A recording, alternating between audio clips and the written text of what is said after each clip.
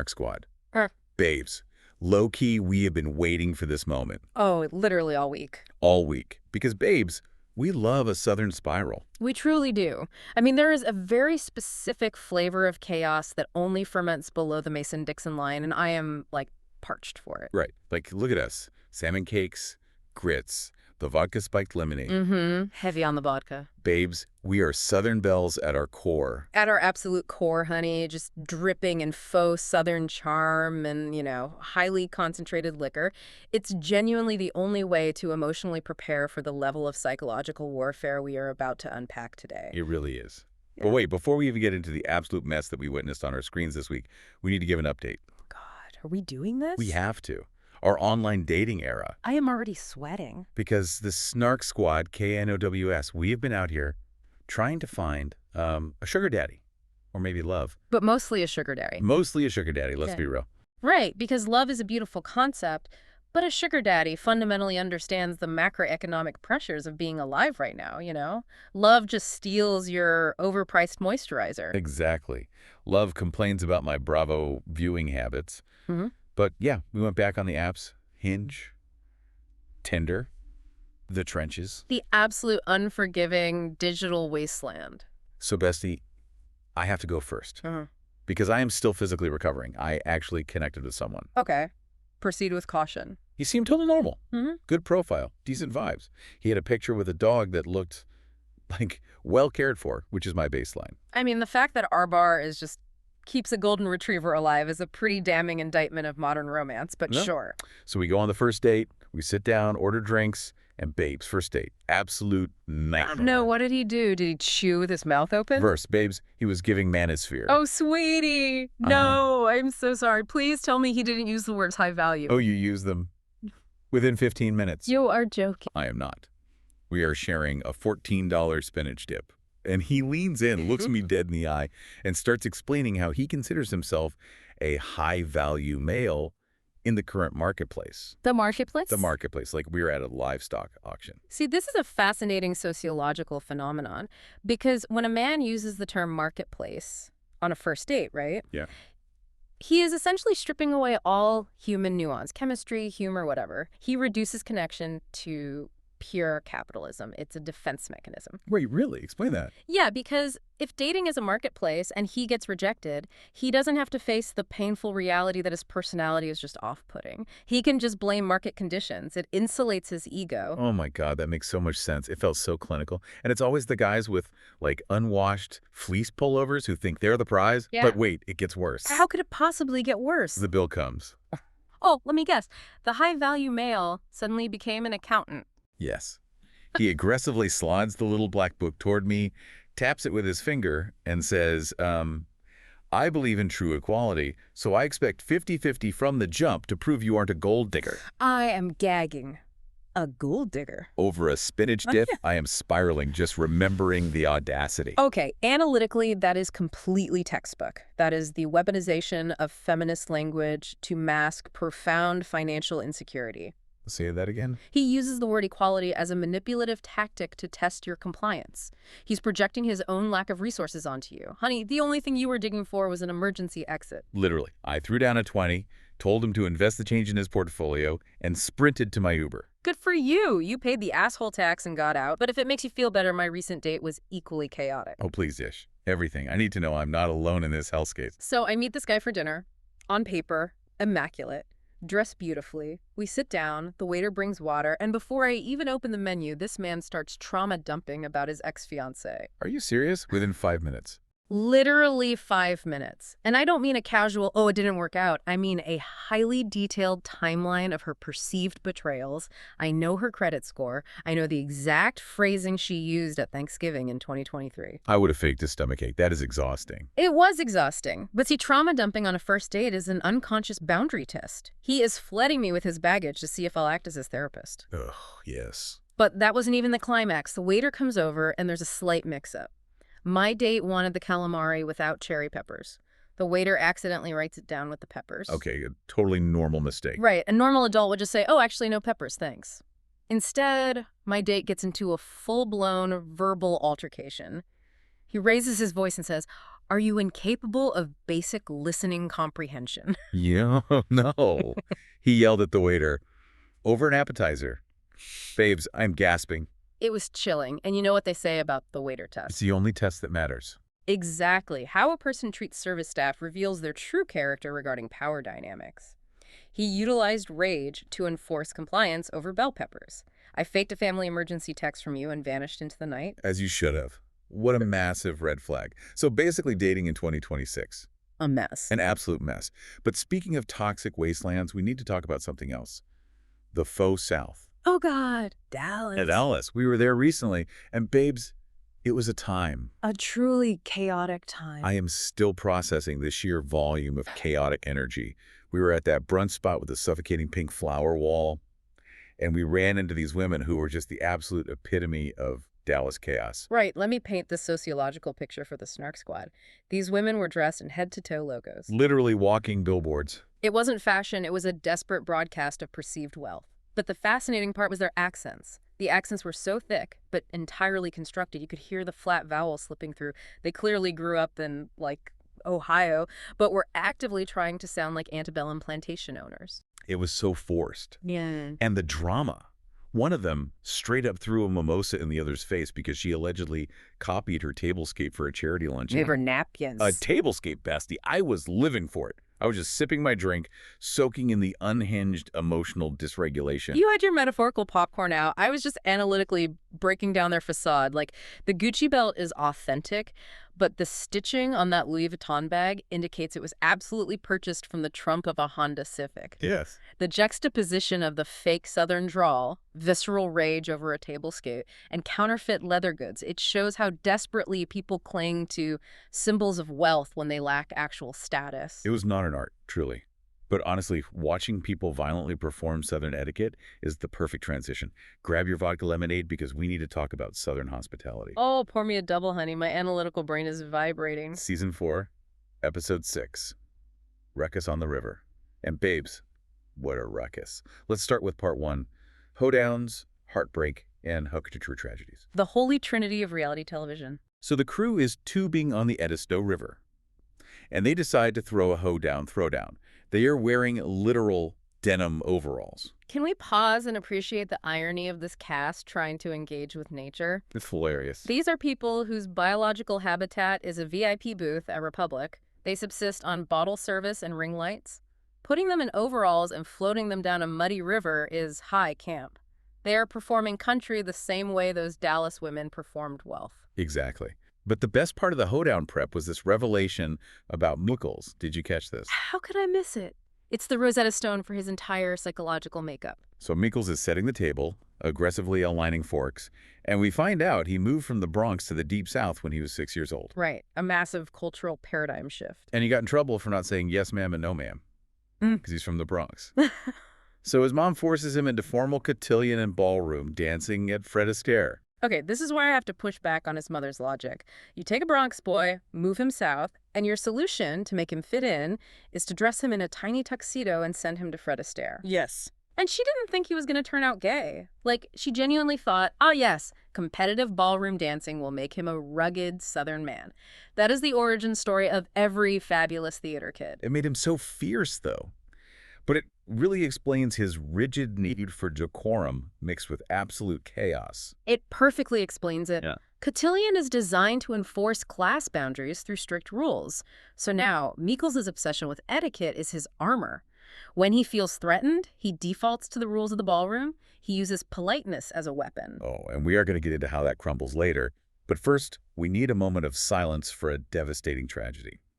Mia's YSL. Let us bow our heads for the fallen luxury goods. Babes, I am physically unwell from this story. Break down Mia's update for the squad because my heart rate is spiking. So Mia is talking to her dad, who, by the way, is a top-tier reality TV icon. Phoenix, I rise from the ash. Cinematic dialogue. But the narrative is grim.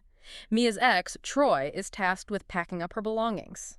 He packs her actual Miss World trophy, which she starved herself for 3 months for, her YSL bags, designer shoes, and jewelry. Tell them. He sends thousands of dollars of luxury goods via standard UPS. It sits outside for 20 minutes and is stolen by a crackhead on a moped. A YSL bag on a moped. Babes, I am spiraling. If my ex packed up my literal pageant trophy and left it to the elements to get snatched, I would burn his house down to the foundation. Utter devastation.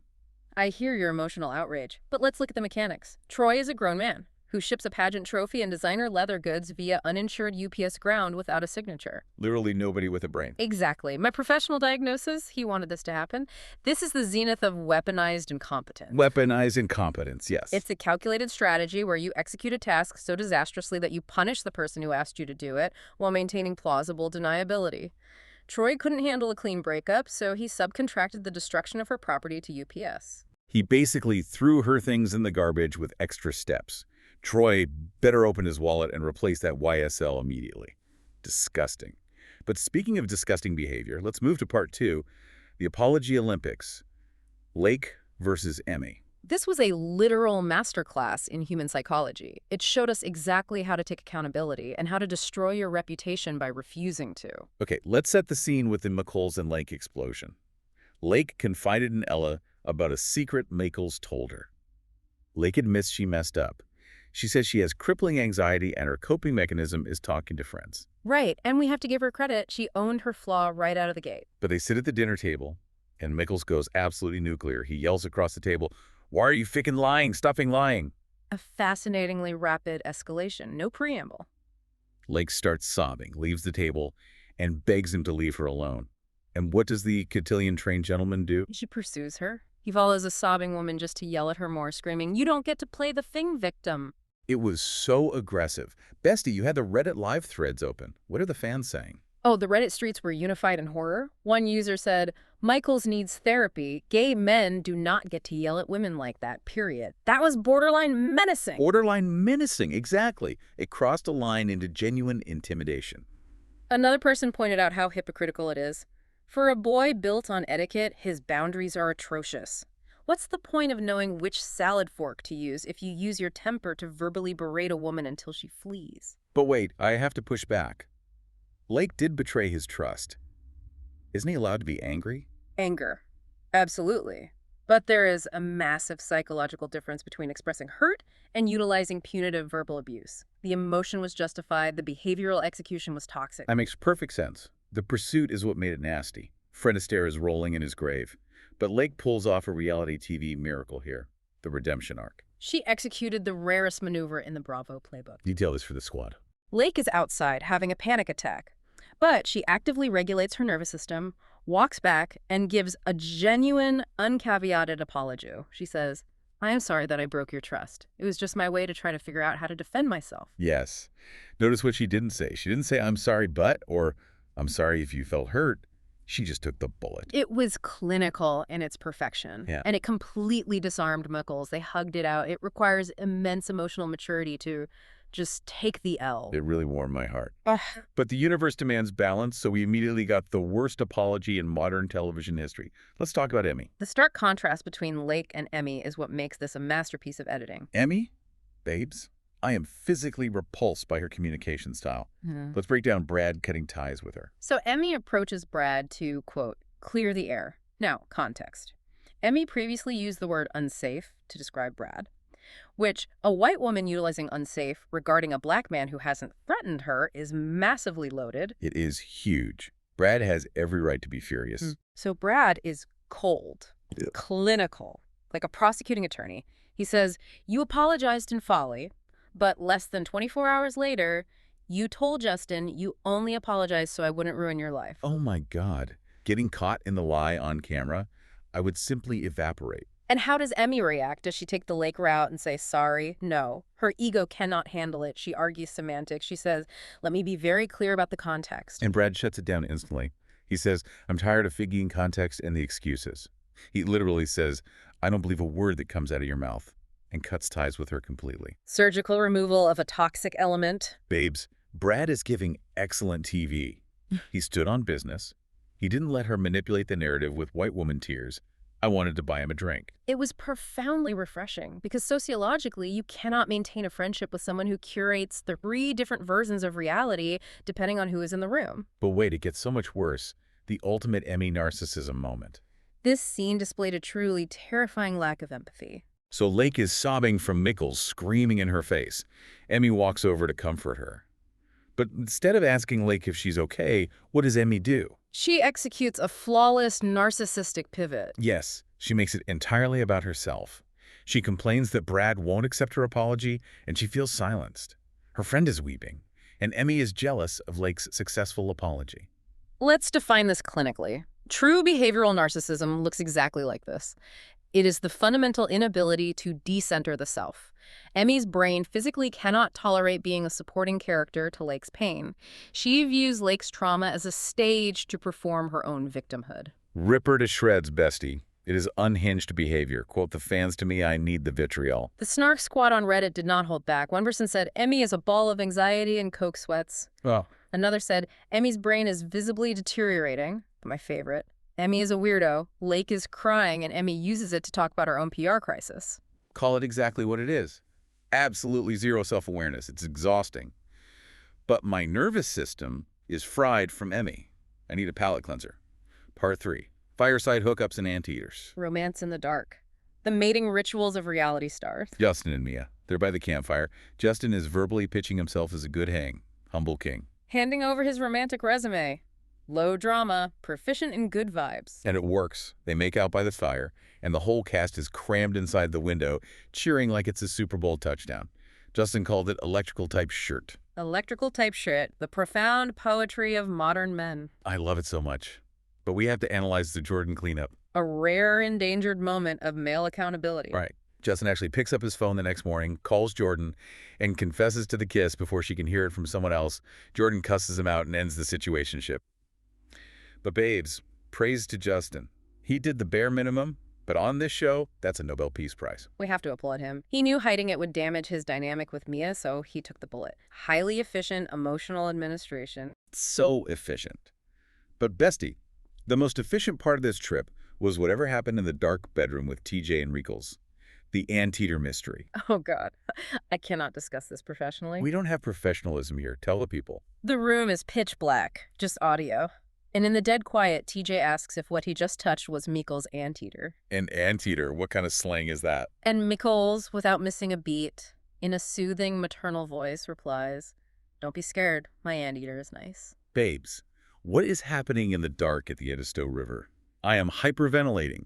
Don't be scared. Yeah. Like he's introducing him to a woodland creature. It is the most absurd, deeply homoerotic exchange. Pure nocturnal absurdity. It belongs in the Louvre. But reality sets back in. Part 4. Republic, Ruckus, and Joe's quarter-life crisis. The rapid descent into financial ruin. Let's talk about Joe's 30th birthday delusions. I am stressed thinking about his bank statements. Let me take the lead here because the mathematics are making my eye twitch. Drag him, bestie. Joe is turning 30. He tells his planner he's feeling emo and doesn't want to grow up, so he's throwing a massive emo night concert. Objectively a fun theme. Sure. But then he casually admits he is putting 5 months of his rent into this party. 5 months. My chest is tight. And then the editors cut to him saying he makes $30 an hour. $30 an hour. Yeah. And he's dropping 5 months' rent. Let's analyze this arrested development. You work in hospitality around extreme wealth. You pour $2,000 champagne. You begin to hallucinate that you possess that wealth. Joe makes $30 an hour. Instead of saving, he's blowing it on a vanity concert to play My Chemical Romance to comped guests. He is terrified of being a 30-year-old hourly employee, so he's trying to purchase the identity of a rock star VIP. It is genuinely embarrassing. It's Peter Pan syndrome with severe financial consequences, and his job performance is suffering. Exactly. Let's get into the downward spiral at work. Leva is furious. Only 4 VIP tables booked. She calls it weak and lame. So the next day, Joe shows up 23 minutes late for setup. A cardinal sin in hospitality. But the real issue is Maddi. Maddi is furious. Joe told her he was working late, but Maddi checked his location sharing. He was at another bar. Michols confirms Joe was out drinking. GPS location sharing never lies, honey. Maddi confronts him. She suspects a bender and says his lying is triggering her sobriety, which is a huge burden for her. And how does Joe react? Textbook gaslighting. He tells her he came home at 11, which the tracking proves is a lie. He yells that he can't deal, turns his back, runs to his car, and speeds off. Gaslighting is an attempt to make the victim question reality. Maddi knows where he was, the phone told her, but Joe aggressively insists her reality is false. And when that fails, he utilizes physical evasion. He literally drives away from the conflict. Babes, I am deeply sympathetic to Maddi. She's fighting for her sobriety, and she's dating a 30-year-old toddler who lies about his location and runs away in his car. You cannot build a future with someone who refuses to live in reality. Once your partner's behavior threatens your actual survival and health, there is no coming back. None. Massive red flag. Which brings us perfectly into segment 1, Hot Mess Express. Who is spiraling the hardest this week? I'm planting my flag. Joe Bradley. Make your case. He is broke, spending 5 months' rent on an emo concert, lying about his location, showing up 23 minutes late, and running away in his car. He has lost control of his money, his career, and his relationship. Total spiral. Strong case. However, I formally argue it is Emmy. Emmy, over the guy facing eviction. Joe is financially spiraling. Emmy is psychologically collapsing. She is pathologically incapable of apologizing without getting defensive. Her reputation is in tatters. Brad cut her off. And she's entirely self-centered. The lake scene proves she cannot even mimic empathy. Joe might lose his apartment, but Emmy is losing her entire support system on national TV. Terrifyingly good point. The social isolation is entirely self-inflicted. I think it's a tie. But Joe takes the crown for real-world financial chaos. Losing friends hurts, but an eviction notice over black eyeliner and fog machines is devastating. I can accept that compromise. Segment 2. Flirt or foul? Who's winning in love and who is embarrassing themselves? Flirt of the week. Mia and Justin. Right. A cinematic fireside makeout. And he actually dumped his side piece cleanly. We stand the electrical type sheet. 10-10 execution. Now for the foul. Who is embarrassing themselves? Michols. No debate. Yelling at women at the dinner table over a grievance that could have been a private, sober conversation. It's nasty. Not giving Southern gentlemen. Fred Astaire would be ashamed of that emotional footwork. So embarrassing for him. A grown man throwing a purple-faced tantrum. Foul. Segment 3. Workplace chaos ranking. Who should be fired immediately? Number 1, Joe. Coming in 23 minutes late after lying about working when Leva only has 4 tables booked. Immediate termination. Pack up your oversized t-shirt. Absolutely. Blatant insubordination. But my number 2 is Emmy. Emmy. Yes, she is a foundational liability. You cannot have someone working VIP tables who talks out of both sides of her mouth. If she tells Brad one thing, Justin another, how can Leva trust her with high-roller clients? She lacks discretion. Brilliant point. You can't have a pathological liar managing bottle service. But Snark Squad, if you were Leva, how fast would you have fired Joe? Let us know in the comments. I would have deactivated his key card while he was in the alley. Segment 4. Next week, drama forecast. Who is about to explode? Maddi and Joe's relationship is going to completely detonate. Nuclear fallout. No bouncing back. None. Maddi is finally using the word gaslighting. She's admitting he's triggering her sobriety. In recovery, your survival instinct kicks in and you cut dead weight. Once you have to track your boyfriend on a map like a lost iPhone, the romance is dead. Track him like a lost iPhone. Brutal. My prediction is Emmy versus the group. Now that Brad cut her off, Emmy is going to spiral and demand people pick sides to validate her reality. It's going to cause a massive fracture at Republic, a psychological bloodbath. I am already taking notes. The faction wars always reveal true morals. All right, babes, what a heavy week. Southern vibes, tragic dating disasters, Dallas chaos, and absolute ruckus on the river. A buffet of bad decisions. Snark Squad, we need to hear from you. Are we wrong about dating apps? Please send empirical evidence of a good deed. And thoughts on this cast. Is Michols out of control or was Lake in the wrong? And babes, have you had a nightmare date like our Manosphere disaster? Spill your trauma in the comments. We need to know we aren't alone. Remind this squad of their homework, bestie. Rate, review, subscribe, send us your submissions, and send this to your most chaotic bestie who needs a strong vodka lemonade. Thank you to the Snark Squad. Stay shady, stay iconic, and we'll see you on the Snark side. Goodbye, darlings. Keep your location sharing on.